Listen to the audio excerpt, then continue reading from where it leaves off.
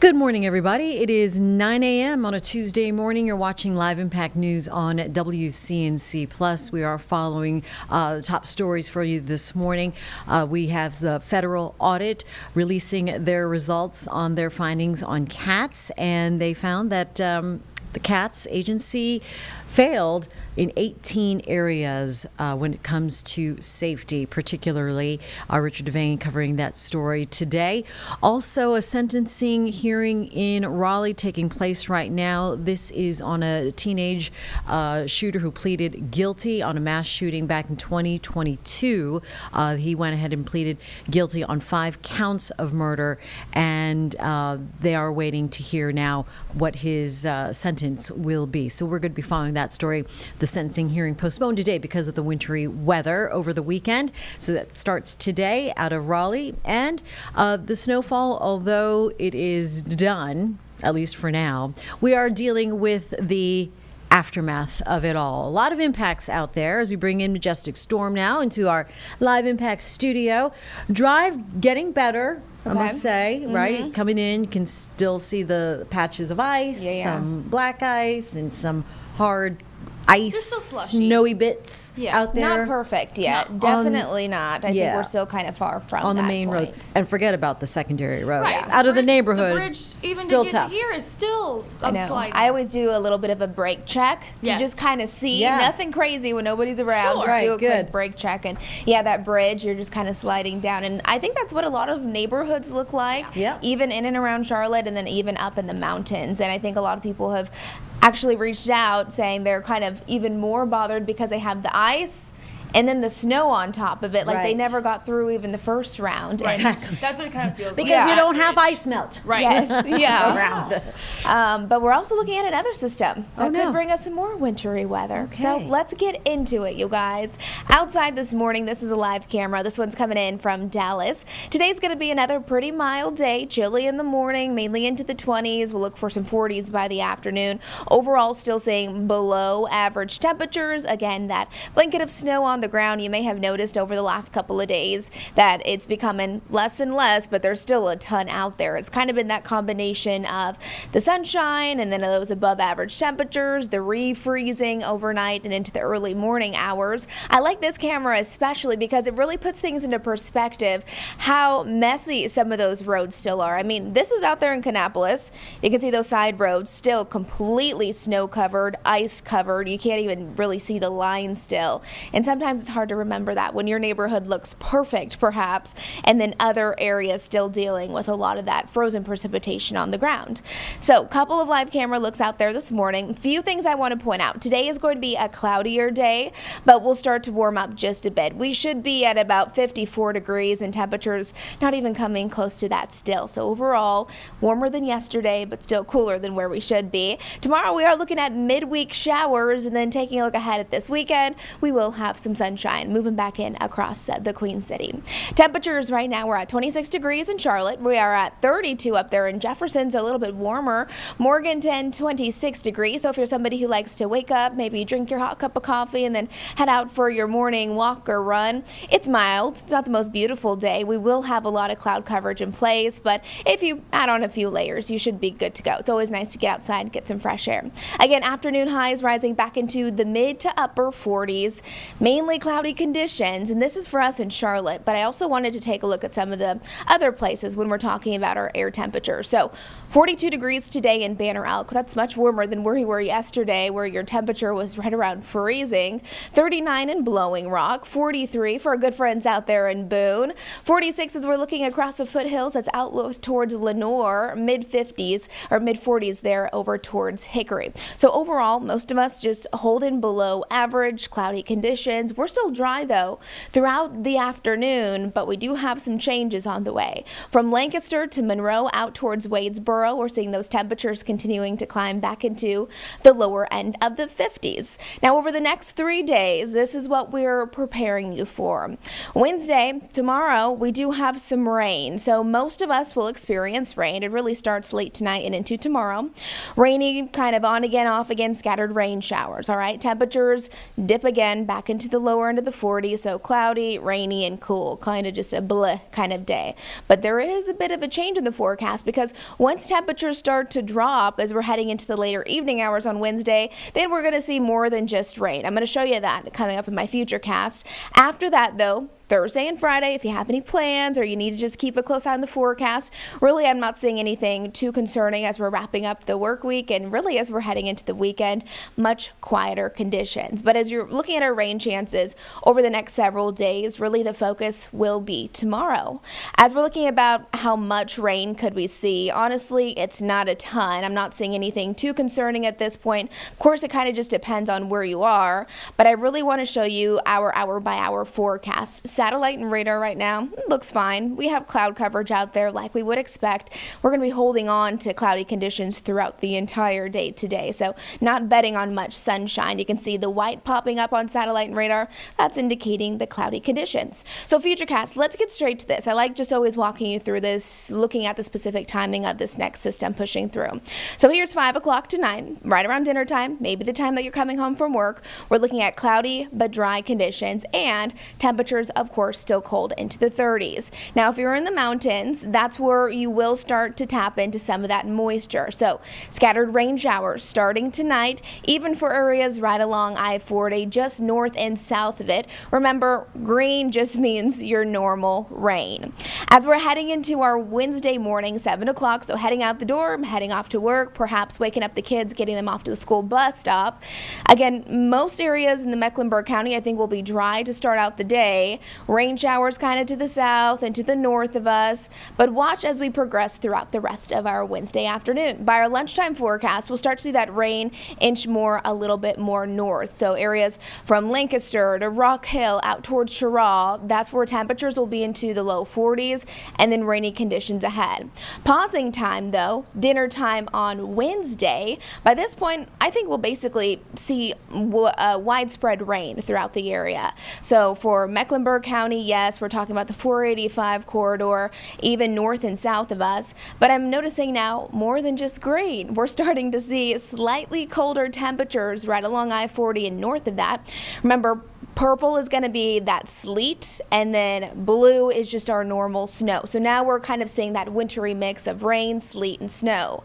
Then as we head into that 10 o'clock time frame, this is when things start to get a little tricky. I'm noticing temperatures now, they're right around freezing. It's not like we have a significant drop in temperatures and a lot of freezing cold air, but we'll be hovering right around freezing. So is it out of the question that even here in Charlotte, could we see that rain transition into possibly a couple of snowflakes or a few sleet pellets? I don't think so. I think really a big focus will be what's happening north of us though, because a lot of our models are indicating and agreeing that for areas north of us, especially north of I-40, it's not just going to be rain, rather it is going to bring in some snowfall.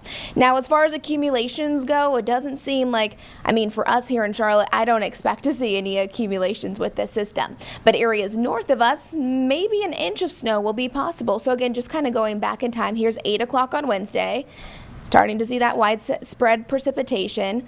Then as we head through that 11 o'clock hour, still ongoing, but I'm noticing in Charlotte, I mean, a wintry mix possible, but as far as great impacts go, I don't think so, because most of this is going to be coming down as rain. And when we have rain, like we will from Tuesday night and into Wednesday, and even a little bit after that, it's going to help to melt off a lot of that snow that's on the ground. We will have to watch for, again, those cold temperatures overnight, because remember, any moisture that's left on the ground, if it doesn't all evaporate, it will freeze back over. Over the next 10 days, here are where our temperatures will be. So 47 degrees today, 43 tomorrow, bottoming out on Thursday with a high of 40 degrees. And then after that, this weekend doesn't look too bad. Low 50s on Saturday. Sunday, Super Bowl Sunday, a little colder, but we are still seeing a lot of sunshine over the next several days. Then over the next 10 days, these are our overnight lows, going to stay chilly, that's for sure, and really the precipitation will be Wednesday. So that'll be a day that you'll want to stay close to our weather team. If you had any outdoor plans, I would definitely plan for some rain, but again, don't be surprised if you see some ice pellets. Remember, we know what that is by now. Sleet, those little tiny ice pellets, and then mixing in with some snowflakes as well. Here's our Jerry Hunt Supercenter 7-day forecast. We're looking at 47 degrees for our high. Our normal is 54, so still below that. We're sitting below that for several days. Once we're wrapping up the work week, Thursday and Friday, the return of sunshine. Saturday looks beautiful. If you want to do something outside this weekend, Saturday is a great day to do it. A little colder on Sunday, but I think lots of people will be inside, especially by Sunday night, watching the big football game. And then next week, looks like we could have a bit of a warming trend on the way. So finally, starting to see those warmer temperatures continue spread across the Carolinas, which I think a lot of people will be excited for. Yay. All right, not too bad. We need to melt this stuff away, though. Now that we had all the pretty, and now it's all mixing with the dirt. And, Yeah, you know, gross and crunchy slushy and and slushy bleh and dirty. Yeah. Now get it out of the way. It's just piled I up in the agree. back of parking lots. It's gross. But that's also so much to melt. I mean, know. Yeah, it'd be that's different if true. it was just a couple of inches, but that's so much a snow lot. that we got. So I think over the next couple of days, we'll see it significantly become less and less, especially after rain. Like, rain just helps to melt it all. But then with that, a little Really? problematic. If things don't eventually all melt, and then if it doesn't evaporate, then we could have some very slick and icy spots again. Refreeze again. Great. Yes. All right, good. Something to look forward to? Yes. Question mark? I don't know. All right, Majestic Storm, thank you very much. Thank you, guys. We'll be right back on Live Impact News on WCNC Plus.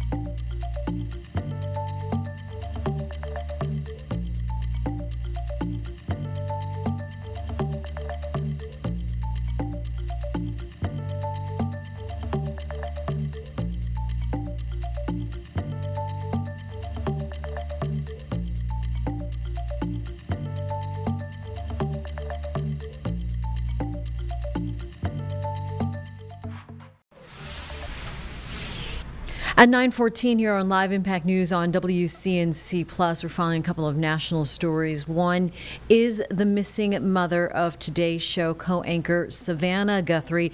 This is their latest package and update for you now on Live Impact News on WCNC Plus.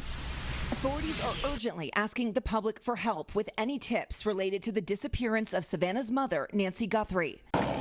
As the massive search continues for the 84-year-old, I think she was abducted. the Pima County Sheriff saying yesterday that Guthrie was taken from her home. When you're taken from your bed and you don't want to go somewhere, that's an abduction. The Sheriff's Department now saying he meant that figuratively and did not mean that she was literally taken from her bed. But according to the office, investigators do believe Guthrie was, quote, taken from the home against her will, which could include, quote, possible kidnapping or abduction. Overnight, the sheriff also reporting possible DNA evidence found at the crime scene. We took some samples that we hope will have enough profile of a DNA profile that gives us some identification as to what we're looking at. Police say Nancy Guthrie was last seen Saturday night when family members dropped her off at home where she lives alone around 9:45 p.m.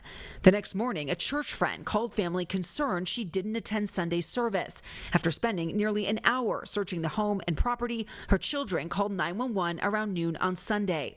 Police say Nancy Guthrie's cell phone and car were left behind, adding that she has limited mobility and needs to take medication daily or it could be fatal. Oh, that's so cute. Over the years, Savannah's mother has been a frequent guest on the Today Show, the two often sharing cherished memories and opening up about their special bond. My mom and I feel like we really click as friends, too. It's just amazing what she's brought to my life. Savannah posting overnight asking for prayers. Authorities not speculating on potential motives, saying their focus is on trying to track down the beloved mother and grandmother before it's too late. It is a race against time, and that I hope that window hasn't closed.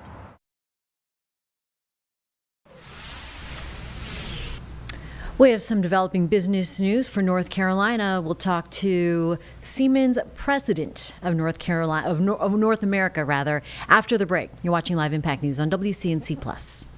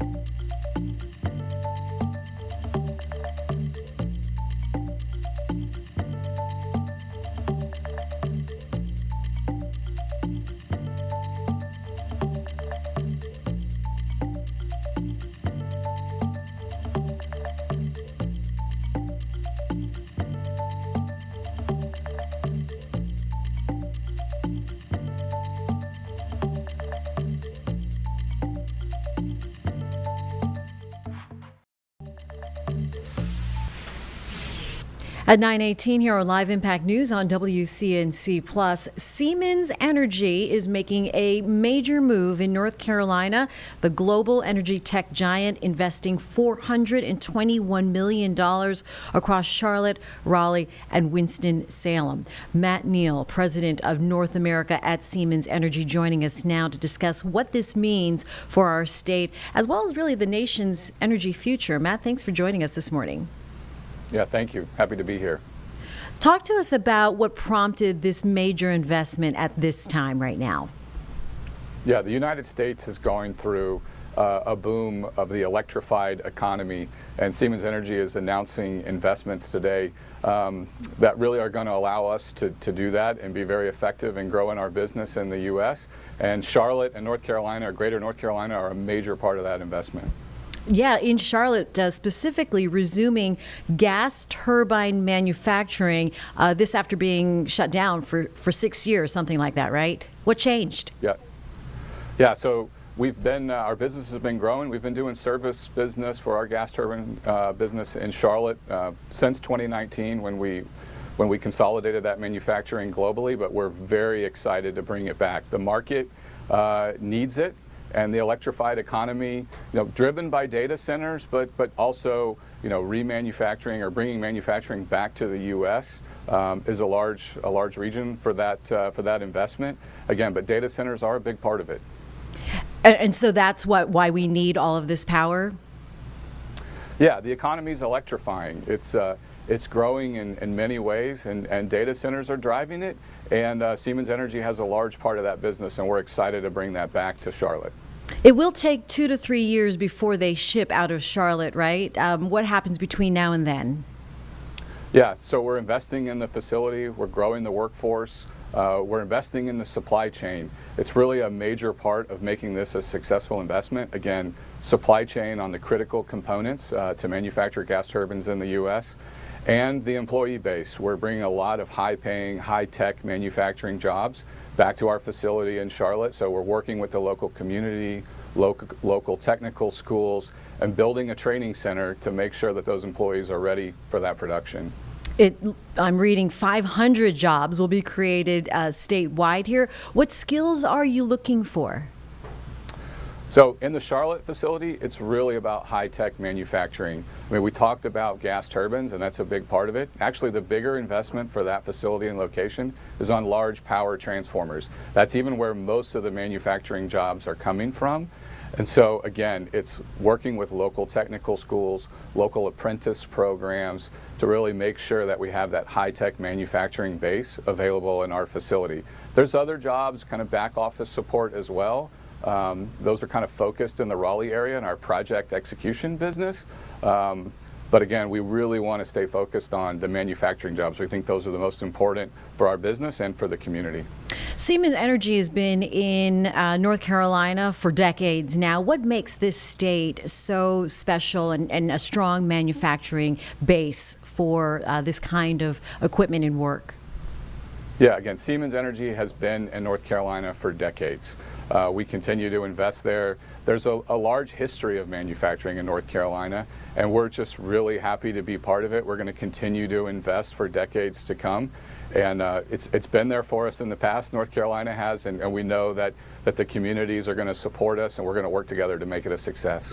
All right, with this announcement today of the expansion, looking ahead 5 to 10 years from now, where does Siemens Energy find itself positioned in the global energy field? I mean, as we look beyond 2030, we see really a strong base in our grid business. Again, that's the majority of our over $1 billion that we're investing in the U.S. is on our grid business. But we don't really see a change in this trend in the electrified economy. We continue to, we're going to make these investments today and continue those investments, but we see growth in the future as well. This is probably not the end of the investment story for Siemens Energy in the U.S. All right, Matt Neal, President of North America at Siemens Energy. Thanks for letting us in on this great news. Appreciate your time. Thank you very much, Jane. And we'll be right back on Live Impact News on WCNC Plus.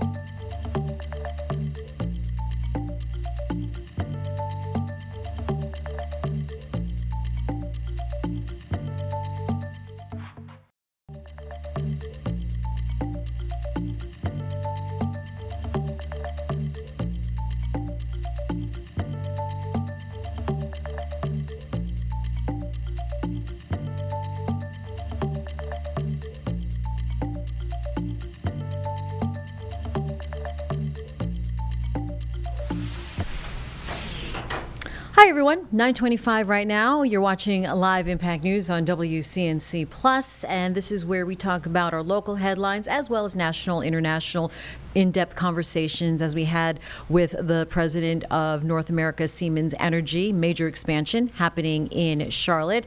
And here on the local level, following the news of CATS receiving the results of an audit, federal transit officials seeing that CATS has about 18 failures in different areas that is really putting riders and employees at risk and definitely concerned about things such as safety. Our Richard Devane on the story this morning. He filed this earlier on the stream on WCNC Plus. Good Tuesday morning to you good folks watching us on the Plus. Yeah, that report doesn't paint the CATS light rail system in the best light. And it says that actually if you ride it, you're probably more prone to violence than riding any other light rail or transit system around the area. Now, it's a scathing federal audit that's put Charlotte area transit systems leadership under some intense scrutiny. Federal transit officials say serious safety failures inside CATS puts riders and employees at risk, and they're demanding immediate action. The Federal Transit Administration held the audit. It identified 18 major violations, including weak security planning, poor tracking of safety threats, and failure to properly train staff to handle violent situations. Now, the review launched after the fatal stabbing on the light blue line of Irina Zuruska. And investigators found violence on Charlotte's transit system is now 3 times the national average, with assaults on transit workers 5 times higher than similar systems nationwide. Federal officials called the problem systematic, warning they reflect years of breakdowns in oversight and accountability. City leaders for their part say more police patrols and security measures are already underway, but federal regulators are making it clear. Now, these changes must happen fast, or Charlotte's transit system could face some serious consequences. We can have committees, we can have a plan, but it's not enough to just have a plan on paper. We need real changes that people can see and feel when they ride. This report is not about blame, it's about identifying problems and fixing them. And now the CATS system has some 30 days to fix or answer some of these questions. If they fail to do so, they could lose federal funding. We're right here in the South End. This is Richard Devane. We'll send it back to you. Our Julie Kay was also on this story when the audit initially came out late yesterday afternoon. And then she went ahead and was able to speak to council member, Charlotte City Council member Dimple Ajmera. This is their interview in the raw in its entirety for you now here on Live Impact News on WCNC Plus. So I want to start with the report that we just got from the FTA. I don't know if you've gotten a chance to look through it, but what are your initial thoughts with this announcement that we got? So, Julie, I had an opportunity to review the audit report. I mean, it's 40 plus pages. We just got it this afternoon. But in a nutshell, the federal audit shows there are areas where CATS needs to do better. 18 different areas, but a lot of them I feel like can kind of be grouped together. Any of those recommendations or claims that the FTA makes stick out to you in particular of areas that CATS needs to focus on? Yeah, so one area I'd like to focus on is safety. My top priority is safety for riders and for our transit workers. People should feel safe getting on bus or the train. And operators should feel safe doing their job. I mean, period. I did speak with CATS CEO Brent Cagle this afternoon about the audit report. CATS is working on corrective actions, and I will be watching closely to make sure those changes actually happen. And I got a statement from CATS too, basically saying the same thing. You know, we've already started doing some of these things since this, we started this investigation. I know that one of the pieces of it was a committee within CATS. Is that something you see progress towards? Absolutely. I mean, this report is not about blame. It's about identifying problems and fixing them. So our transit system is safer and reliable. And, you know, Julie, we can have committees, we can have a plan, but it's not enough to just have a plan on paper. We need real changes that people can see and feel when they ride. Because right now we need to work on not just the reality, but also the perception. And it matters. We also know that CATS has done a FAIR study. So certainly we need to implement those recommendations based on public feedback, because when you look at fare evasion, that's about public safety. So when you do not pay fares, it may be small, but it affects safety. When rules are not followed, disorder grows, and that's why we need to stop fare evasion. So I'll be looking at implementing our FAIR study recommendations based on public feedback, because paying your fare sets a standard. It helps keep order on the system and makes transit safer for everyone. And I know we've talked a couple times about that perception. Have you seen it shift at all over the last couple of months, or is it in about the same spot, you think, across the board? Well, it depends who you ask, but the perception is still that transit is not safe. We know that overall, when you compare transit to driving, transit is safe. But when you have incidents like stabbing, that really creates a perception as well as a reality that transit system is not safe. It's just one or two incidents that can really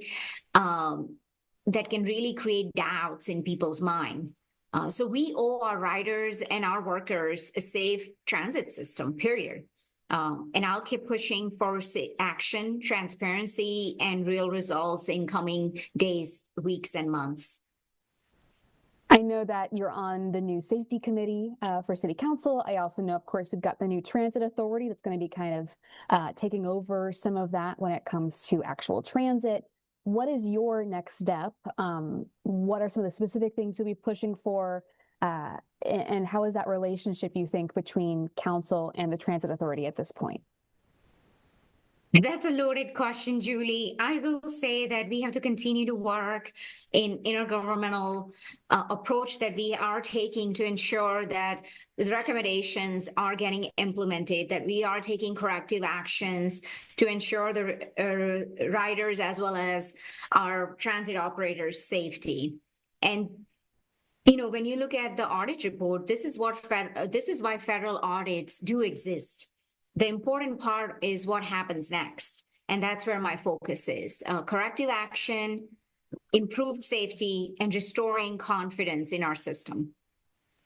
I also wanted to ask, is there's anything else important on your radar right now? We didn't get to go to your town hall a couple weeks ago because that was when Snowmageddon began. So what else are you paying attention to? I know the retreat hasn't happened yet, but what are you looking forward to there? Absolutely. So as you know, that our retreat got postponed twice, but I was talking to some of your counterparts. Yes. Okay, thank you. I'll be right there. So as you know that as we are looking at the retreat, I'll be focusing on three things. First, public safety.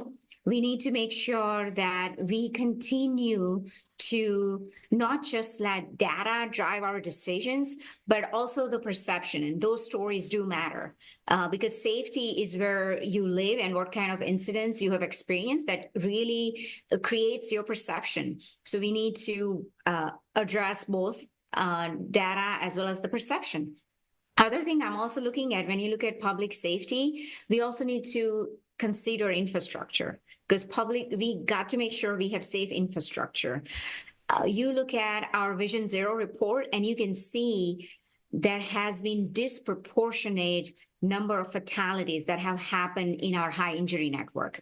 So we got to put our resources behind addressing those high injury networks, not just on major streets, major thoroughfares, but also on connector streets to really improve. So that's another thing I'm looking at. Also, I'm looking at we got to be very thoughtful about balancing our budget and very thoughtful about not raising a property tax rate, because you know that sales tax is going to take effect this July, and people are already feeling the burden. And when you look at economy overall, we are in uncertain times. So we got to be very thoughtful about not increasing property tax burden on our residents. So I'll be looking at that. But yeah, I'm happy to talk to you more about it right before the retreat. We're looking at March for now. Oh, look at March? Yeah, for now. Oh, so, okay. Fair enough. let's see. I was about to ask like when we thought it was going to happen, because it just feels like the universe doesn't want it to happen. I know, right? So let's see. At the end of the day, we have to make sure that staff members and all 11 council members and the mayor is available. So we are looking at March. Let's see if everyone is available on March 2nd and 3rd. We'll probably definitely pencil that in for now. Well, and this is another thing I just wanted to touch base with about next Monday is the hearing at the General Assembly. And so I figured it wasn't going to be that day, because you also have to balance the travel for that. I don't know, are you planning to go down and listen in? I don't plan on being there in person. Who knows, that might change. But I will say, here, let me just pull up hold on. I did have a write-up on it. So let me just pull that up. Hold on. Oh, you're good. I put you on the spot for that because I'm going down. And so oh, good. So I'm happy to provide you remarks ahead of time. Yeah, that'd be great.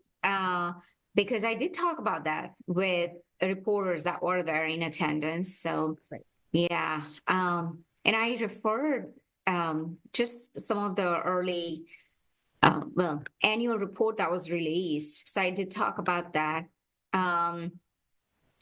Let's see. Okay, there we go.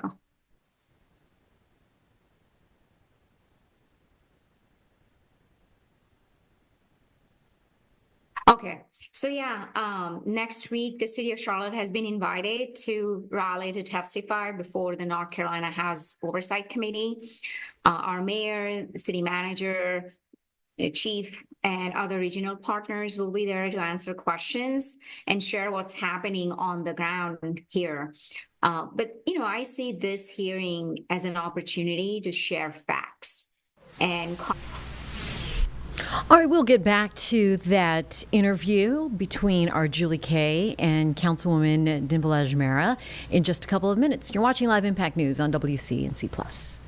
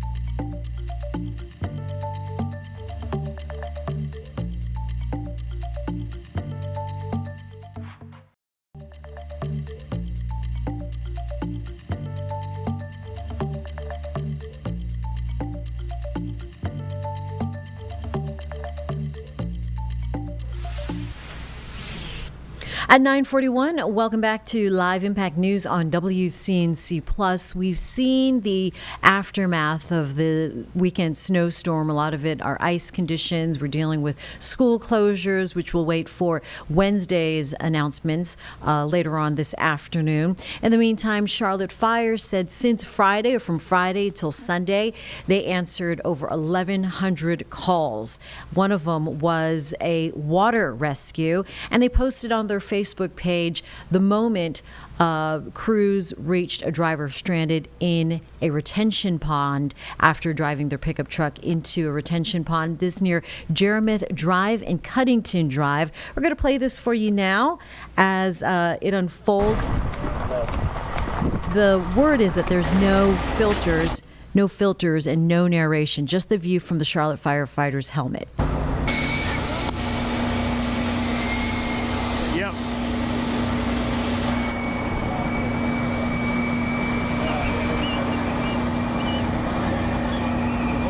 Yep. A nice sled there.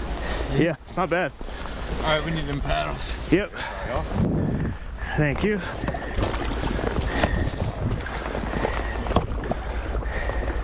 What's up, man? How you doing? I'm all right. How are you? Cool. I'm sure. All right, so when we get to you, don't get off yet. We're gonna put this on you, and then you're gonna get over, okay? All right. Get parallel. Yep. So obviously, just like a normal jacket, okay?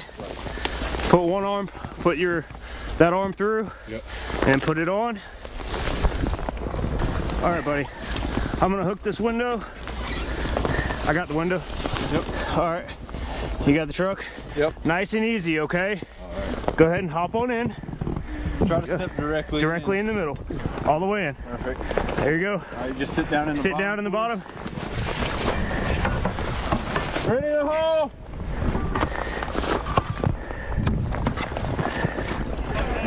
This is not football weather. Huh? This is not football weather. No. We're a little bit past football weather now. Yeah. How long you been out here? I called, so probably about 45 minutes now. Okay. All right. Did you get wet? Just my feet. Just your feet? Okay. Your feet froze? I don't know. Yeah. Can you feel your toes still? No. No? Can you wiggle them for me? Yeah. Do it? All right. What about the other one? Okay. All right. Great.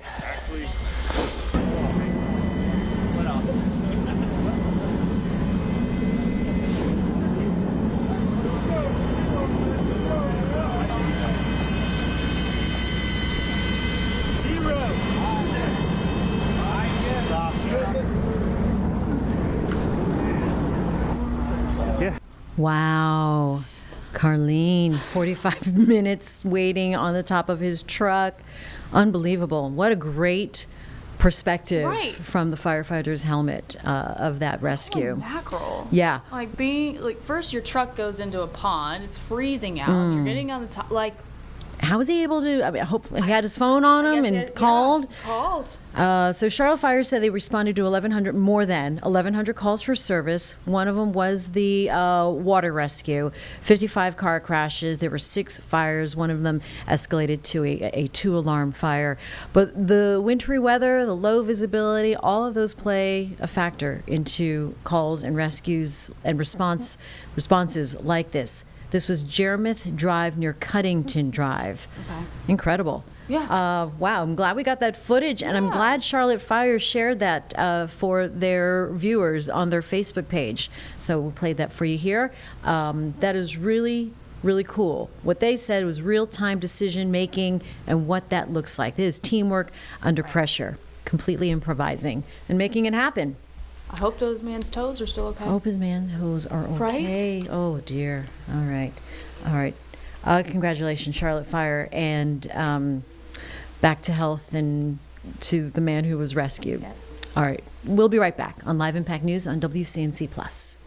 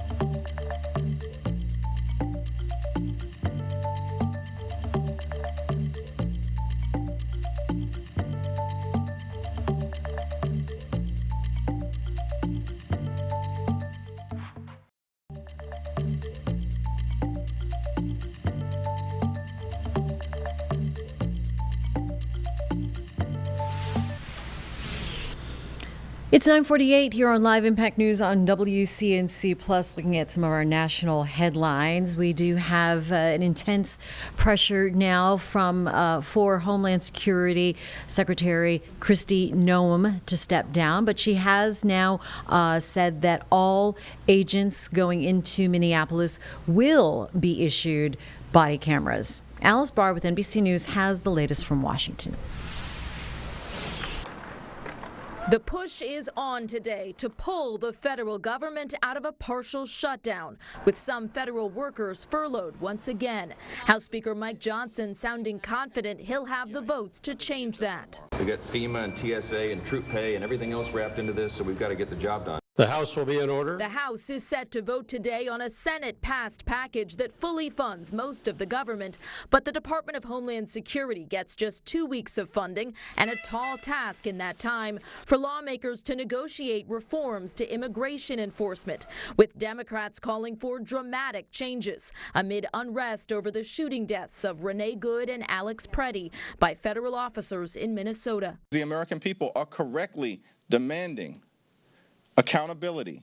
The American people want to see the mask come off. One demand already met as the Homeland Security Secretary announced body cameras for all federal immigration officers in Minneapolis, with plans to expand that nationwide as funding allows. President Trump backing the move. They generally tend to be good for law enforcement because people can't lie about what's happening. While also calling on both sides to pass the funding package with no changes and promising to work together to address issues raised.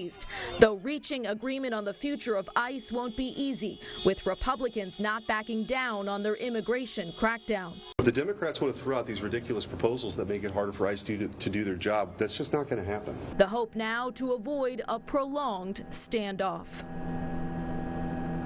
In Washington, Alice Barr, NBC News.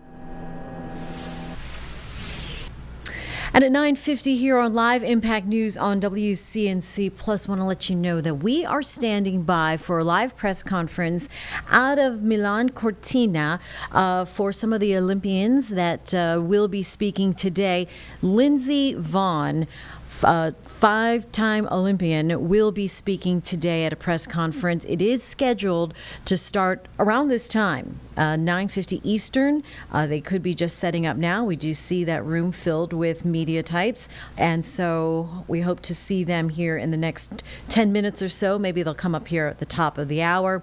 In the meantime, as you may know, Lindsey Vonn was airlifted with two other skiers late last week, just over a week before she was to compete here in Cortina, and we saw her not use her left leg. She said that she did injure her left knee. To what degree, we're waiting to learn that, as well as what her status is on her competition in the Olympics. This is supposed to be her fifth and final time to the Olympics to compete. She said she was in great shape, ready to compete and make this a full circle moment as she started her Olympic career in Cortina. Because I think they said she injured maybe her left leg or left knee. Her left leg and I know or knee, her right knee she replaced. That's the one that was replaced. So we'll see.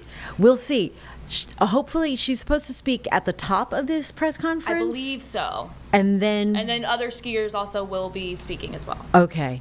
So I don't know why they widened or zoomed out here on the room. On the shot, yeah. And a lot of folks were looking towards that door, but was hoping to catch a glimpse. I have no audio from her right now, so okay. I don't even hear like chitter chatter and all right. thing. So this is what we're going to do.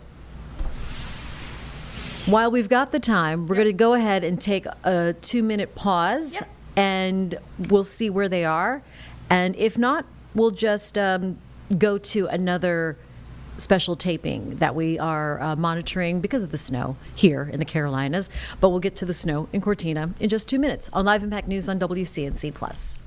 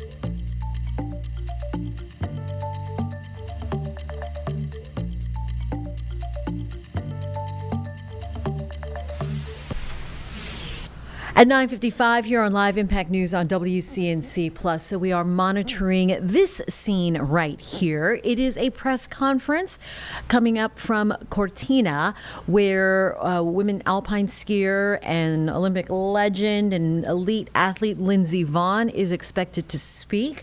We're standing by. This picture made available to us about 5 minutes ago, and so we expect it to happen here any minute now.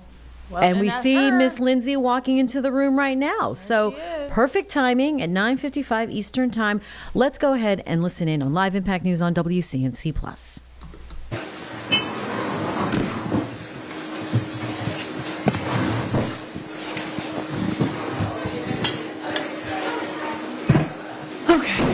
Okay.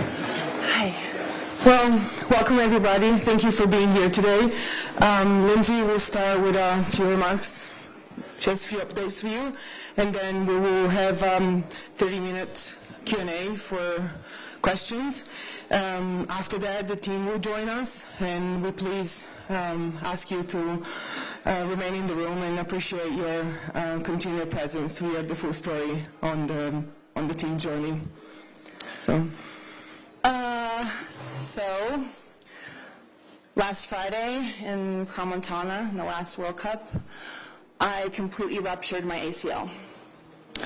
I also have bone bruising, which is a common injury when you tear your ACL, plus meniscal damage, which we're not sure if that was pre-existing or from the crash. But we have been doing extensive therapy, been consulting with doctors, been in the gym, and today I went skiing. And considering how my knee feels, it feels stable, I feel strong. My knee is not swollen, and with the help of a knee brace, I am confident that I can compete on Sunday. So this is not obviously what I had hoped for. I've been working really hard to come into these games in a much different position. I know what my chances were before the crash, and I know my chances aren't the same as it stands today, but I know there's still a chance. And as long as there's a chance, I will try. So that's where I am. Questions? Yep. Hi.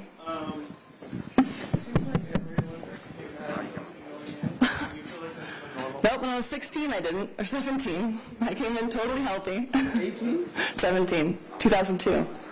My first ones. Oh, I'm sorry. Not the year. I guess my question is, does this feel like a normal prep period for you because of this? Seems to be common. Unfortunately, in my career, I've had a lot of challenges. I have always pushed the limits, and in downhill, it's a very dangerous sport, and anything can happen. And because I push the limits, I crash. And I've been injured more times than I would like to admit to myself even, but those are the cards that I've been dealt in my life, and I'm going to play my cards the best that I can. No, life's not perfect. Nothing is perfect in life, and that's just where I seem to always be. But as many times as I crash, I've always gotten back up. As many times as I've failed, I've always won. So thankfully, actually, all of my experience in my life has given me a lot of confidence in knowing what my body can and cannot do. I've been in this position before. I know how to handle it. I've been on the world stage before. I know how to handle that. So everything together, even though I don't want to be in this position, I know how to be in this position, and I can handle it. Are you still aiming for the gold medal? And I also see you have your coach, Swingdal, also has had severe injuries. So how are you using it to go through this? I'm leaning on everyone on my team. My physical therapists, my doctors, my coaches, my trainer, everyone is working as hard as they can to get me to a place where I feel confident and I'm prepared to just give my best. And of course, you know, what I did today on the hill is not necessarily a great test. I still need to do the downhill training run. But I also know what my knee has felt like with previous injuries in the gym and what it's felt like during all the physical tests, and I can say that I feel a lot better right now than I have in the past. I feel a lot better right now than I did in 2019 for the last World Championships. And I still got a medal there with no LCL and 3 tibial plateau fractures. So, like I said, this is not an unknown for me. I've done this before. I wish I wasn't in this position, but this is where I am, and I will do the best I can. And of course, like you said, I need all my coaches, and Axel is someone that I've leaned on throughout the season, and he knows the position that I'm in as well. So I think that'll definitely help me and give me confidence when I'm standing in the starting gate. We're just going to use the microphone, please. So, Hi, Lindsey. Yeah, you can go. Cara Banks, NBC. I'm sorry to hear this news, as I'm sure as everyone. Given the latest developments, which races do you still plan to compete in? Is that schedule unchanged? And what's your plan for the training for downhill, given there's 3 days to choose from? I don't know yet. I have to take it day by day. My goal is obviously right now the downhill. I have to see how it feels. If it's stable and I feel confident, I'll continue to race. That is my goal, obviously. But I can't tell you that answer until I actually ski 85 miles an hour, and then I'll tell you. Hi, Lindsey. Savannah Sellers with NBC. You've spoken in the past about your fear of regret, like when you came back to the sport initially. How much of that feeling, that fear, drives this right now, the opportunity right in front of you to ski here in Cortina, and to regret missing that? Yeah, I mean, I'm a week away from something that, well, first of all, I never thought was possible. So this is all icing on the cake. I never expected to be here. I felt like this was an amazing opportunity to close out my career in a way that I wanted to. Hasn't gone exactly the way I wanted to, but I don't want to have any regrets. You know, I'm here. I'm still here. I think I'm still able to fight. I think I'm still able to try, and I will try as long as I have the ability to. I will not go home regretting not trying. I will do everything in my power to be in that starting gate. Can you pass it to me? Hi, Lindsey. Alessandro here. It's right there. Oh, sorry. Jesus. If you had to put a number, like if you were 100% before the injury, from a scale to 0 to 100, how would you rate your fitness at the moment? I mean, my fitness is 100%, but that doesn't mean that my body is 100%. I can't give you a percentage of that. I mean, I'm still strong. You know, it's only been a few days, so if you're looking at scientifically, you don't lose strength that quickly.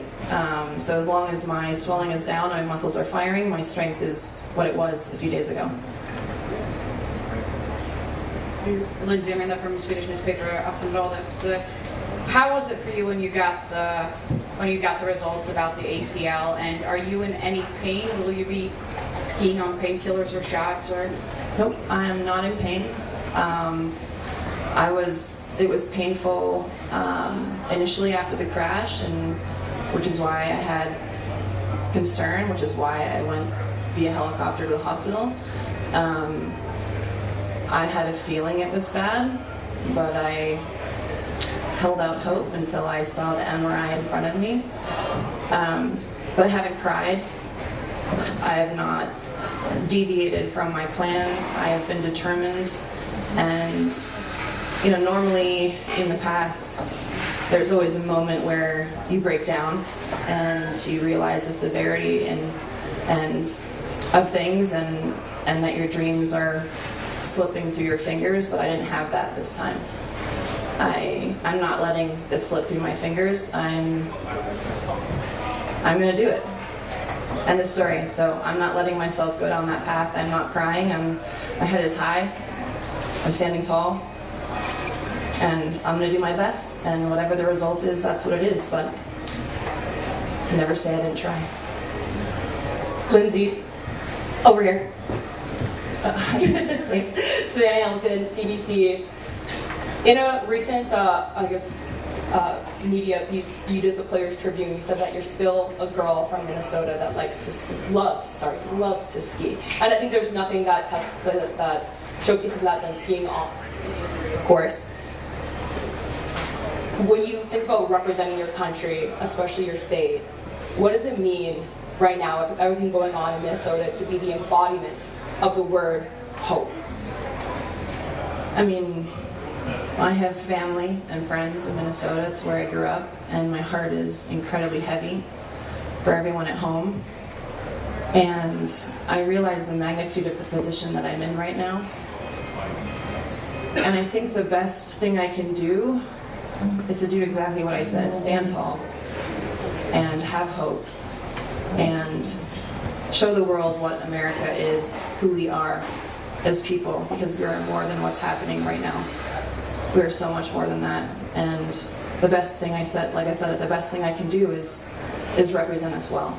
And it is a privilege to be here. I don't take that lightly, and I always do my best to make our country proud, and I hope I can do that in these games. Hi, Lindsey, Swedish television. Can you describe the feeling of going up there today? Were you anxious, nervous, or just excited to be able to actually try it again? I mean, every time I get to go on the mountain, I'm excited. And today was, I was full of hope and excitement, and I was happy that I was in the position to even try, and I was even happier when I was finished because it felt really good. And my team is smiling. We're all very hopeful and all very optimistic. Thank you. Hi, Lindsey. I'm really sorry to hear what happened to you, but you're still smiling. How do you keep your confidence up? This isn't my first rodeo. It's hard for me to lose faith in myself and what I know I'm capable of. I know my body very well, so I have a high degree of confidence in myself, and it doesn't matter to me if everyone thinks that, maybe I can't do this with no ACL, but I still believe in myself, and that makes me smile. That makes me confident. That makes me happy. And no matter what, I'm going to try my best. So what is there to be sad about? I'm still able to be here. I'm still skiing. I'm still living the dream at 41. And that makes me happy that I have that chance. Lindsey, Lawrence Massey from 9 Australia. Your comeback, your Olympic comeback, and this never say die attitude, what message do you want that to send to young children, young skiers around the world? I mean, I think overall in this whole journey, this whole comeback has really just been about always believing in yourself. It doesn't matter how old or how young you are. If you believe and you work hard, anything is possible. And I think a lot of times people's minds are closed and they don't see what's possible because they don't look. And I've always had my head up and my eyes open and my heart open for any opportunity that lies in front of me. And I hope that everyone realizes that they can do it too. Maybe they should have an ACL.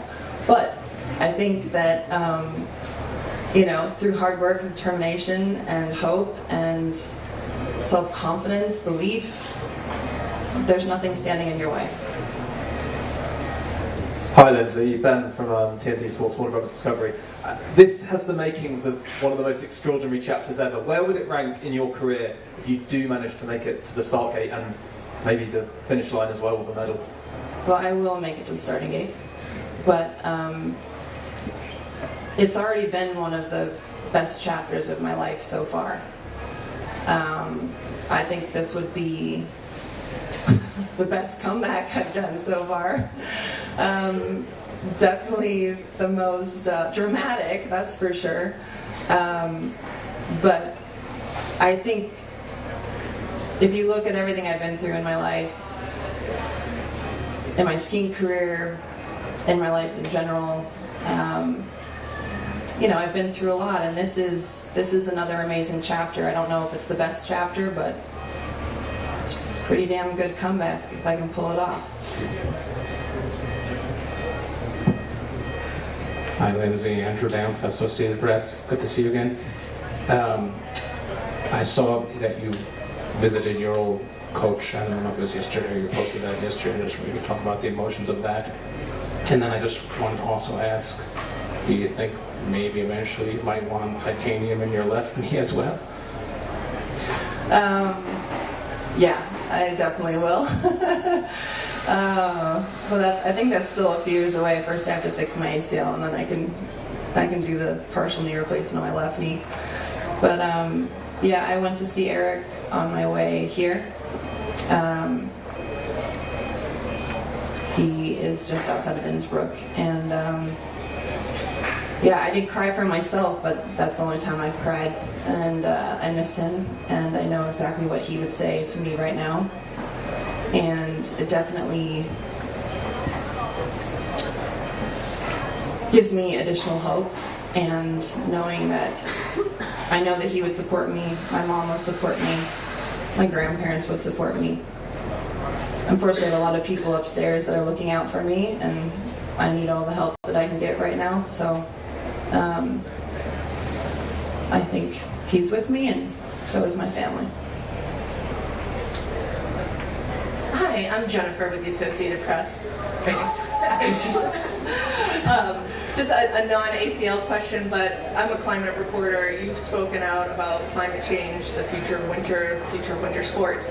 I'm just wondering if you could say anything about what you're thinking about that, or what message you would want to give to people who, you know, are thinking about climate action and those topics as these games are unfolding. Yeah, I mean, I think Progressive the Olympics has been very active in trying to combat climate change and how big of a footprint we have through the games. But, you know, as a ski racer, I've seen that firsthand, what global warming has done.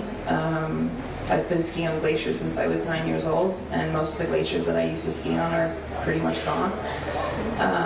So that's very real, and it's very apparent to us. And but I think, like I said, the Olympics has done a really good job to try to combat that, and I encourage everyone to do whatever they can in their own small way. Lindsey here. John Henderson, Colorado Public Radio. How has your perspective on fear changed since you were younger and before your first crash? I've never been afraid. I don't know. I've always been the adventurer. I've always been the kid that climbs a tree, and you know, I always do what, like, my grandpa always called me a daredevil. You know, it's always who I've been. I've never been afraid of much in my life, and that's why I'm a downhiller. I like risk. I like going fast. I like pushing myself to the limit. I love being on the mountain. It's an amazing feeling, and one that I know I will never have again, because I've been retired, and I know that I'm lucky that I even get this chance one more time. And every time I stand in the starting gate, I realize that I'm lucky to be able to do something I love so much, and I don't take that for granted. So fear has not really been an equation for me in my life. Well, you said you'd know exactly what Eric would say to you. What would he say to you? He would say, it's only 90 seconds. What's 90 seconds in a lifetime? It's nothing. You can do it. That's what he said to me before my last run in Ori, and I know that's what he would say to me again today.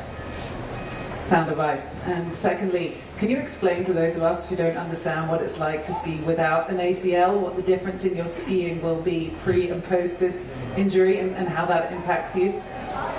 Well, I've only done it once, and that was on my right knee before the 2014 Olympics. I didn't know that it was fully torn at the time, and I raced on it several times. The biggest issue that I'm concerned about and that I'm looking for is instability in the joint. Your ACL is really what keeps your knee in place. Without that, there can be shifting. Your bones kind of shift over each other. It's not a great feeling. so far I haven't had that feeling. And that's why I'm wearing a brace, just to keep it as stable as possible, prevent any further damage. Not that it really matters, because my meniscus is not great anyways. But yeah, that's kind of my biggest concern. But as long as I can keep it stable, as long as I have the brace on, as long as I have no swelling and my muscles are activating appropriately, I should be okay. But I can't guarantee what it's going to feel like once, you know, I get into some of the big turns, and that's what we'll have to see after the first training run. Lindsey, Göte Tofthager, NRK, Norwegian Broadcasting Company. We just had news that another great skier, Alexander Aamodt Kilde, is not making it after his comeback, and he's quitting now. Oh, really? Yes. He's retiring? He's retiring. For the season. Oh, for the season. geez, Yeah. scared me there. Sorry, I'm sorry. Okay. For All the- right. There we go. He's not making the Olympics. Yeah. Do you have any thoughts to him? I mean, you know, his injuries were extensive, and I was really impressed with the way he came back this year. And you know, sometimes these injuries take longer than others to come back from, and I really have a lot of respect for him for pushing himself and working as hard as he has and trying to come back for these games. But you know, he's still young. I know that he's one of the strongest and hardest working athletes on tour, so if he's coming back next year, then he knows he can do something, and I'm excited to see what he can do. Lindsey, one follow-up for you. I know you. I'm sorry, Savannah from NBC. I know you touched on taking it day by day, especially in training. Just to clarify, at this point, what is your plan for Team Combined and Super G? Like I said, I don't know exactly. I have to see how I feel. My intention is to race everything. That's obviously my goal. I mean, I'll finish the season if I can, but I don't know. I can't tell you that until I have the downhill training run and I see how I feel. And you know, normally in situations like this, your knee is good until it's not. I don't know when there'll be a point where it's not okay anymore. I have to, you know, really be diligent with everything that we're doing and be very strategic and systematic and calculated. So I can't take any unnecessary risk, and we'll just see how it holds up. I'll go as long and as far as I can take it. Kirsty Stanway here from Sky Sport New Zealand. Pleasure to meet you. We love you in New Zealand. I love New Zealand. You're basically a local at Roundhill in Tekapo, so we can't wait to have you back. It's not often we have alpine skiers, but at the moment our country is someone to get behind, and we're so proud of her. What do you make of Alice Robinson? Alice is awesome. I actually supported her through my foundation in one of her first years on the World Cup. It was actually when she won her first World Cup when she was 16, 17. Yeah, 2019. I actually skied with her when no one knew about my comeback yet, down in Round Hill, and we skied some Super Gs together. I gave her some tips, and I guess it is working out pretty well for her, considering she's beating me in the Super G standings and won a Super G this year. So, but she's an amazing young woman, always happy, always kind, and someone that I'm really proud to know and support. Lindsey, I'm just wondering if you can discuss a little bit more about the discussions you had with your doctors, and were they pushing you to have surgery right away, or is there any pushback? What were the discussions? I mean, usually with a torn ACL, you go into the operating room. I mean, surgery hasn't been discussed. It's not really on my radar screen right now. The Olympics are the only thing that I'm thinking about, and you know, every day my knee's gotten better. And you know, every day we're discussing with the full medical team, doctors, physios, everyone, to make sure we're doing everything to make sure I'm making smart and safe decisions. Of course, like if my knee's not stable, like I can't compete. But at the moment, it is stable and it is strong. So it's going to be an ongoing evaluation. There's, you know, like I said, so far so good, but we have to take it day by day. But if it remains the way it is now, I think I'm pretty solid.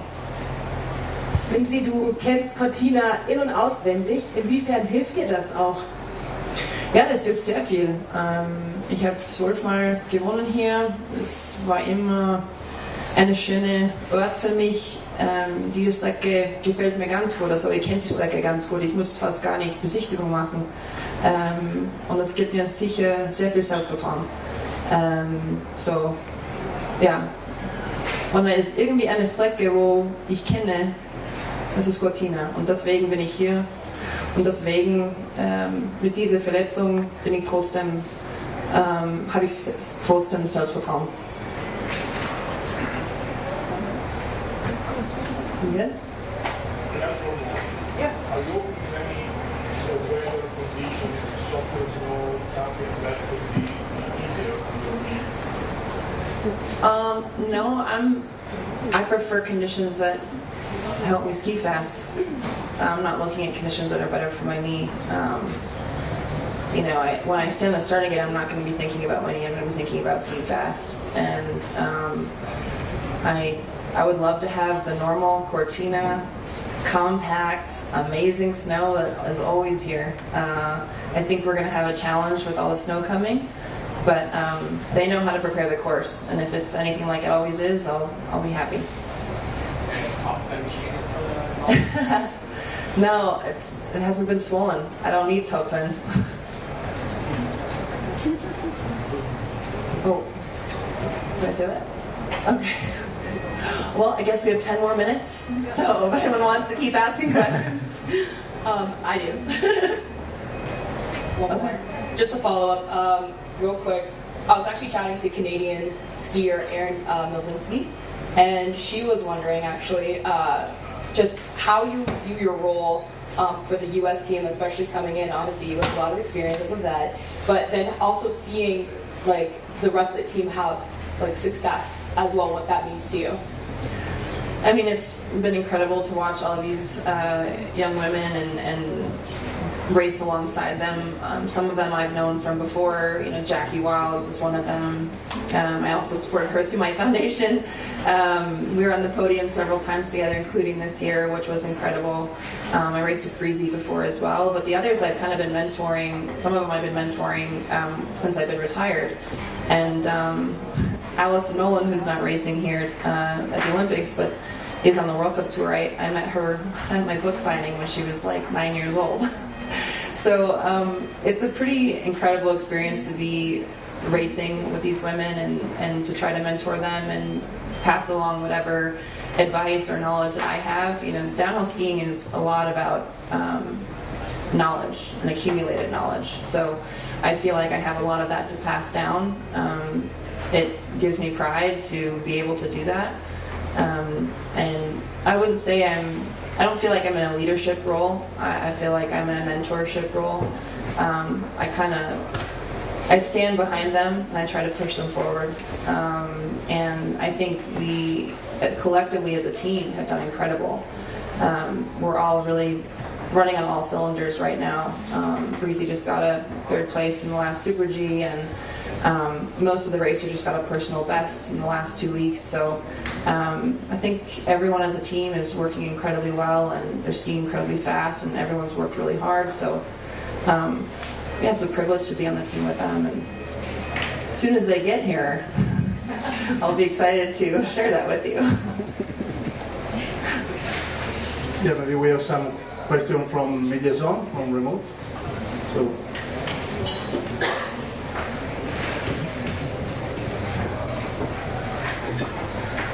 Hi, Lindsey. We have a question from Brian Pinelli from NBC Olympics. Hey, Brian. You were in a similar situation at the Gap Worlds 2011, had a concussion, persevered, and won silver. Is there something you can take from that? I mean, honestly, that was probably low on the totem pole of severity of injuries that I came back from. I'd say probably, the 2019 World Championships were the best example or closest thing to this injury that I've ever experienced. But in a lot of ways, I think 2019 was far worse than what I'm dealing with right now.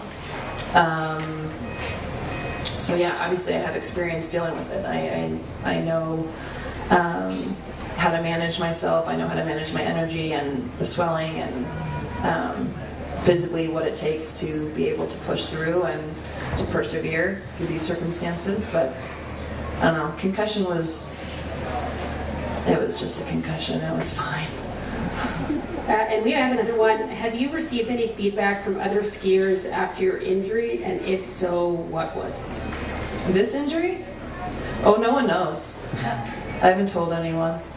I like to keep my stuff, to myself. And I will say I really appreciate that everyone had patience and letting me kind of take my time to process what's happened. But today is the first day that I've really shared the news with anyone outside of my family and friends.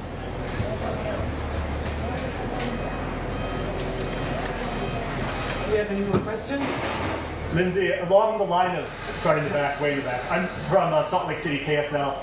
Along the lines of your talk about mentorship, Mary Bocock is in Salt Lake City. She grew up, born and raised there. Do you have any opinions on her racing? Oh, Mary's awesome. She actually let me borrow her poles this morning. No, she's full of energy, and she has this amazing personality. She's always witty and quirky and funny, and she has a great attitude. And her results this season in Super G have been amazing. And her sister obviously is skiing so well in the technical discipline. So another very talented family from the Utah Salt Lake area. Unfortunately the Masugas aren't here, but Lauren and obviously her sisters are all incredible athletes as well, and her brother. So there's a lot of talent coming out of Utah, and of course I'm a resident of Park City, and been living there on and off since 2002. So it's a great place to be. Obviously with the Olympic facilities, and now that we have the Olympics in 2034, I think we're going to have a lot more athletes coming through there, and hopefully developing well because of the infrastructure and facilities that we're able to provide them. What advice would you have for somebody skiing for the first time like Mary in the Olympics? Hang on to your chewing gum. My mom would always say that. No, I think enjoy the experience. Keep your eyes wide open. Try to soak it all in. This is an incredible experience, and there's a lot of pressure, but it's still just a ski race. So have fun. Andrew?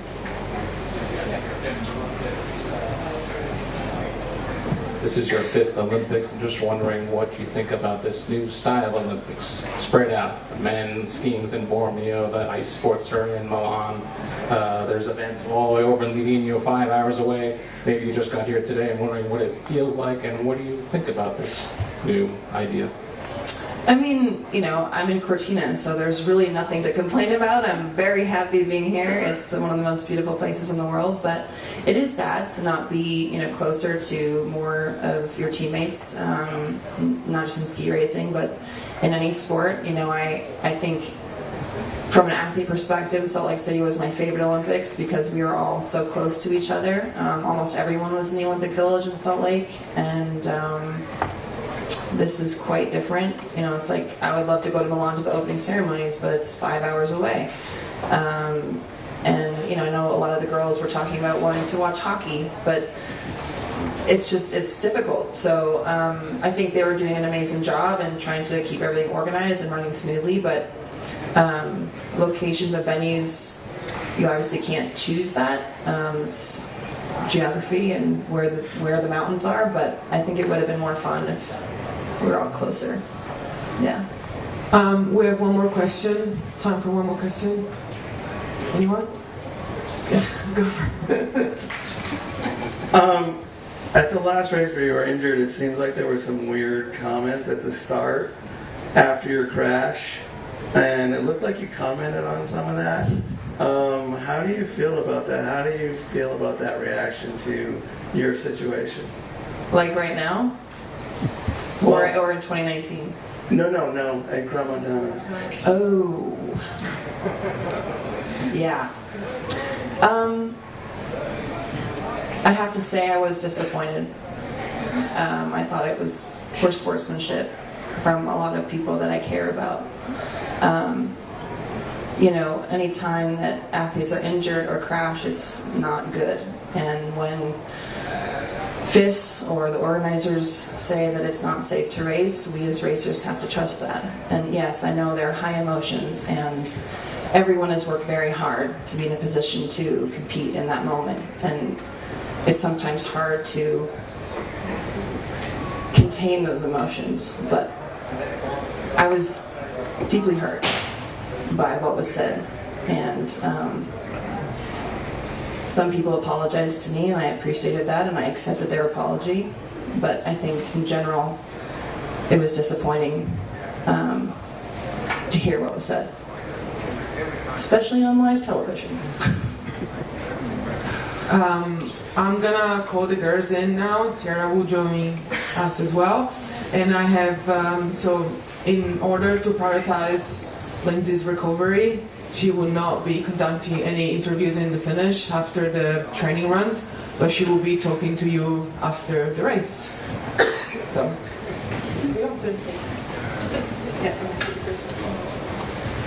Or you know, okay, let's sit here. You've been watching a live press conference right now from Olympian downhill skier Lindsey Vonn talking about the status of her injury from last week. She said although she has suffered a ruptured ACL, she indeed will compete. She is a beast like that. All right, 10:31 is the time. You're watching Live Impact News on WCNC Plus. We'll be right back.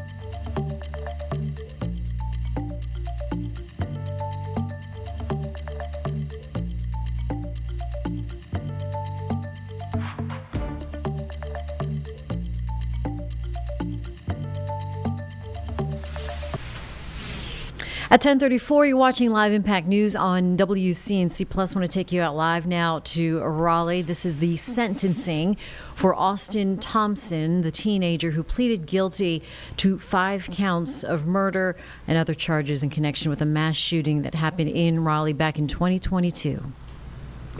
To share my story with you. I know sometimes it's a little challenging for people to wrap their head around why I am the way I am, and I denied. Sometimes it's like, really, Lynn? But I am obedient to Lord Jesus. And I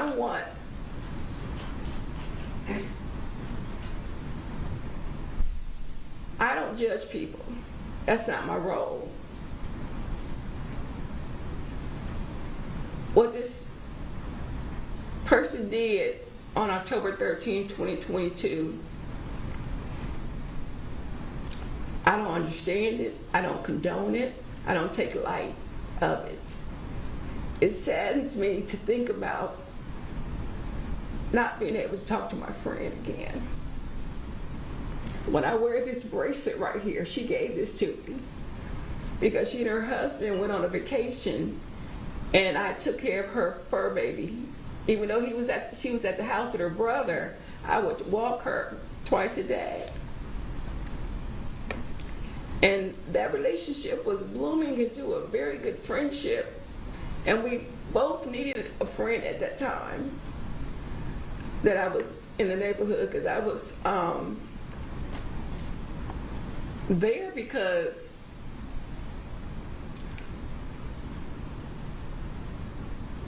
I experienced a failed relationship, a 35-year relationship, and my former husband divorced me.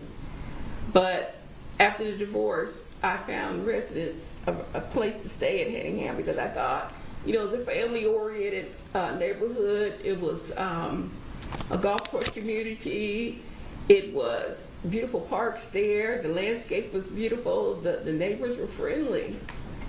But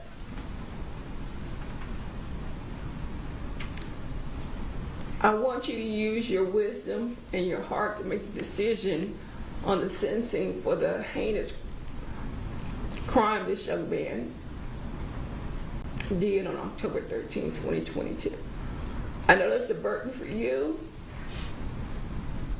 It's a burden for me to think about these families who will never see their loved ones again. But it's my prayer that they get peace with what happened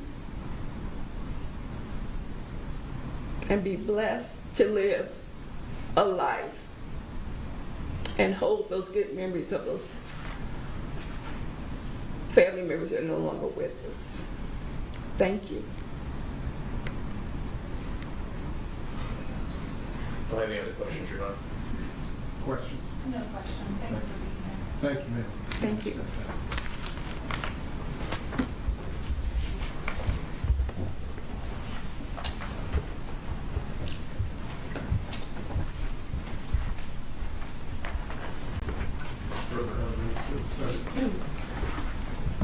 Yes, Your Honor. The state would call Tracy Howard.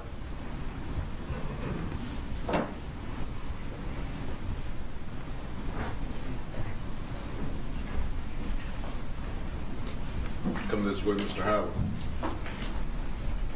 Let you sit your stuff down. Mr. Howard, good morning. Place your left hand on the Bible, raise your right, face Madam Clerk.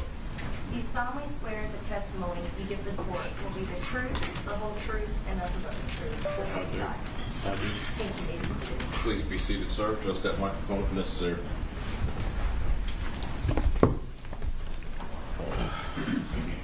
Mr. Vonn.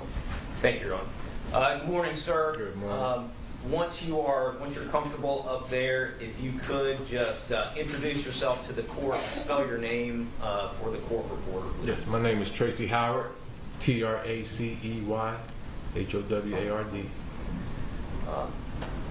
And Mr. Howard, back in October of 2022, where were you living? Sahaley Way, 5535, Sahaley Way. And is that in the Hedingham neighborhood? Yes. How long had you lived there? About 3 years at that time. Okay. Who lived with you? Can you tell us what your situation was there? Yes, it was me, my wife, and her brother, and Sammy. And who was Sammy? Sammy is the dog, our pet, the family member. Okay. I think we've heard him described, or was it a he or a she? We've heard her described as a fur baby. Yes. Do you agree with that? Yes. Okay. And who were you? Who was your wife that time? Nicole Connors. And how long had y'all been together? I think we were married. Just had our 5th anniversary. Okay. Can you tell us what brought you to that Hedingham neighborhood home?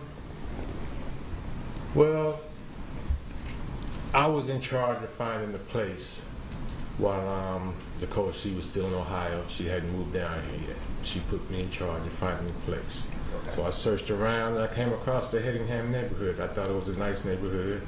I seen, a lot of people walking their dogs, so I thought that would be perfect for her. And I just seemed like a nice neighborhood. Okay. And those 3 years that you were living there, did it seem like a nice neighborhood to you? Yes. On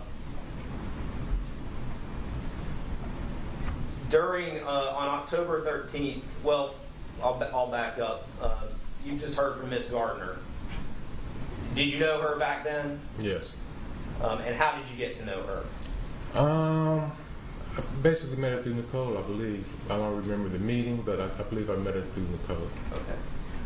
And we've heard Miss Gardner, talk about walking the fur babies. Yes. Was that something that happened fairly regularly? Every day, 3, 4, 5 times a day.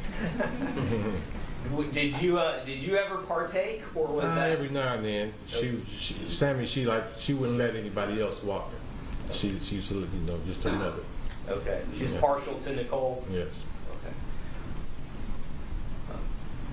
On October 13th of 2022, do you remember Miss Gardner and Nicole getting ready to go for a walk? No.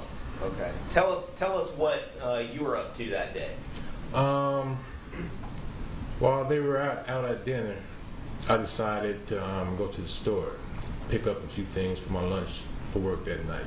Okay. And I needed to stop at the hardware store and pick up some light bulbs. Okay.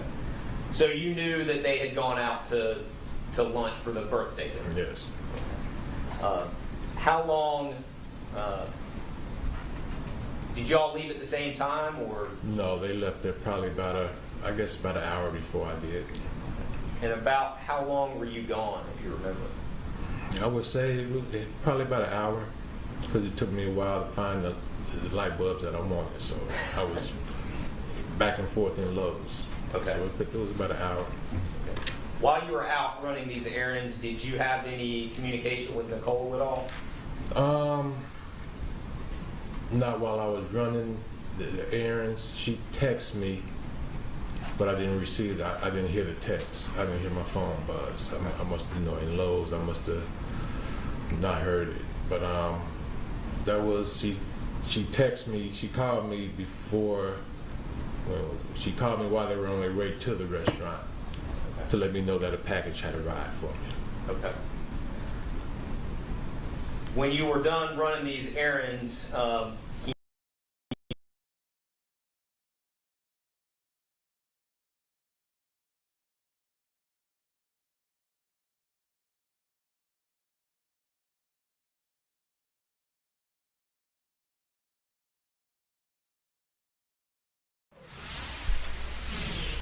All right, it looks like that shot is frozen. So while we have a moment, we will reset. Take a break on Live Impact News on WCNC Plus.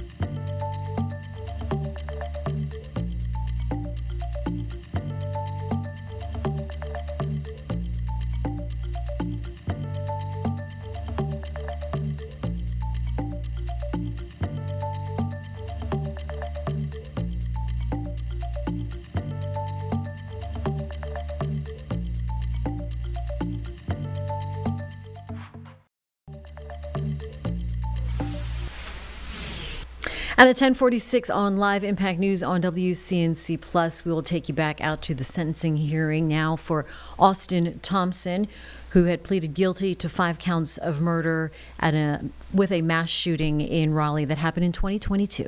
I thought maybe it was, a robber, burglar or something. So I turned and I was going to go through the garage door and go through the house to the garage. But as I got to the garage, I seen her brother walk in the house. And I figured if anyone was in there, they would have seen him in there. So I figured there was no one in the house. Did you have a conversation about what was going on? No, I just asked him what was going on. I asked him what was going on. He said he didn't hear anything. He didn't know what was going on. He didn't hear anything. I told him that I believe Nicole is dead. What did you do next? I called 911. I called, and then as I was talking to 911, I went across the street to Lynn's neighbor, Sherry, and asked her, did she see anything? Did she know what was going on? Now you're talking to us now, and your demeanor is very calm right now. What was your demeanor like? How were you acting then? I don't remember. I know I was definitely panicked, in disbelief. I couldn't believe what I had seen. I was just I didn't know how to act or how to feel. When you are on the phone with 911 and you're requesting help, can you talk to us about how that went? It's been so long, I don't really recall how it really went, but I know that I heard ambulances, the ambulance and the police cars in the background. I figured they were on their way. I don't remember the conversation with the 911 caller, but not long after that, the ambulance arrived. Was it a little frustrating for you how long it felt like it was taking them to get there? Yes, it was frustrating, but once the ambulance got there, I was trying to stop them to let them know that this was the house that I called from, but they kept going down the street. But they eventually turned back around, stopped at the house, took care of Lynn and Nicole. And I hate to go back to this, but when you saw Lynn and Nicole, what type of injuries did you think they had? Did you notice any? I noticed the gunshot wounds.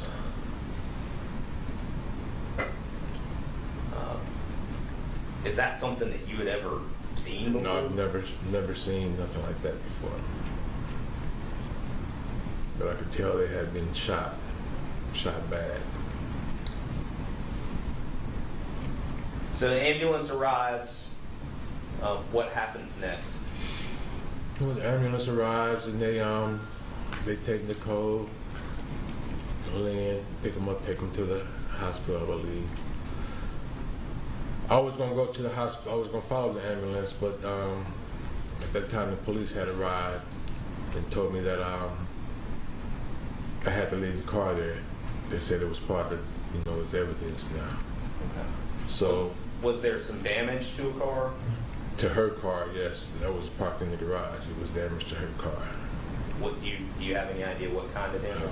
It had, radiator damage, tires had been shot. And gunshot damage? Yes. Okay. Of course.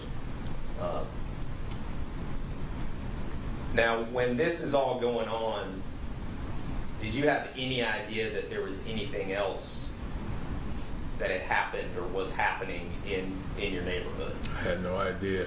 I didn't know what I didn't know what was going on. I hadn't heard anything.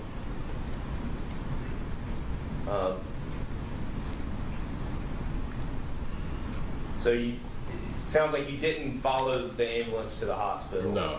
So what'd you do? I talked to a few police officers at that time, Mr. Tripp, I believe, Detective Tripp, and I started just walking around and, trying to, comprehend what was going on. So I stopped at my neighbor's house across the street and just sat on his porch until he came outside, and he sat out there and talked to me for a while.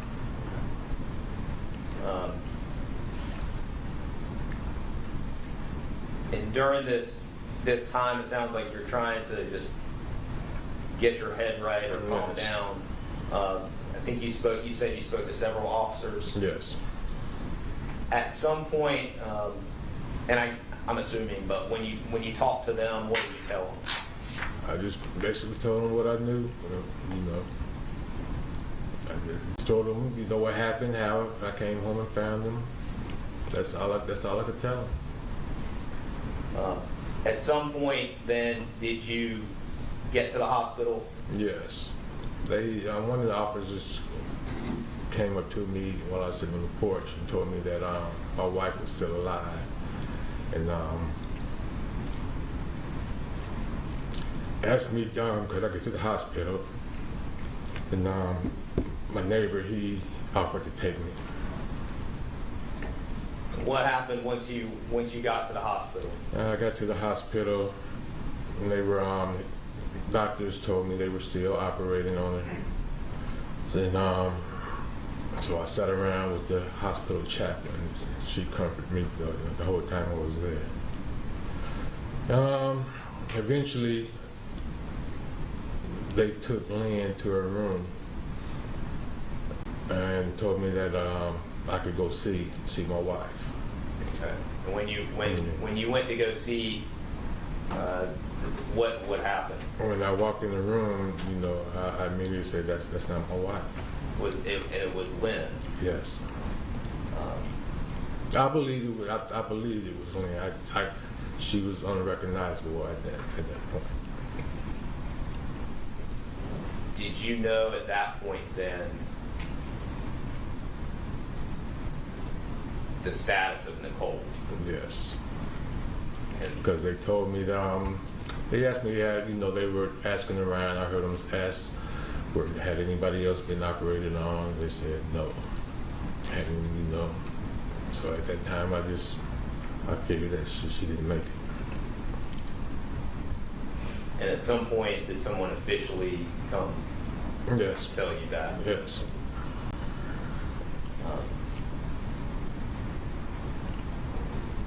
How long were you at the hospital, if you remember, before you actually found that out? It was maybe five hours, I believe. It was late into the night once they finally told me. It was about 11 o'clock at night when they finally came and told me that I could visit. And once you found that out, what did you do? Where'd you go? I walked outside the hospital. I left the chaplain and walked outside the hospital, just walking around. And I was waiting on her sister, her family to get there. They were coming from Charlotte. And not too long after I walked outside, they arrived, and I let them know what happened. And we went back in the hospital, and they took us down to the morgue to view the body.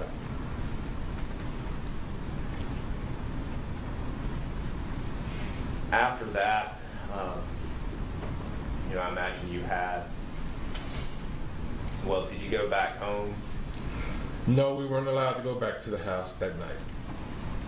They had everything taped off. So we got a hotel for the night. Did you eventually get a chance to go back home? Yes, the next day, around midday, we were allowed to go back home.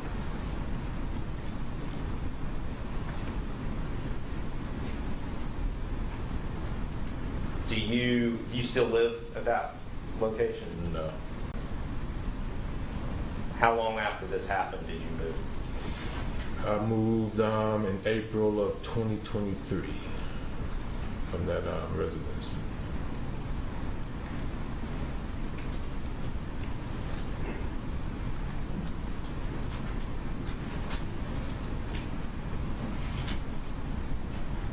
Ms. Gardner mentioned some of the things that, some gatherings of other victims' families that have taken place. Have you taken part in those? Yes, most of them, yes.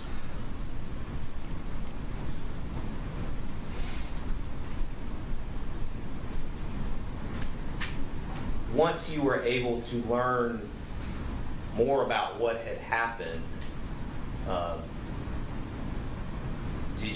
did you realize where the defendant lived compared to you? Yes, I knew where he lived. Yes.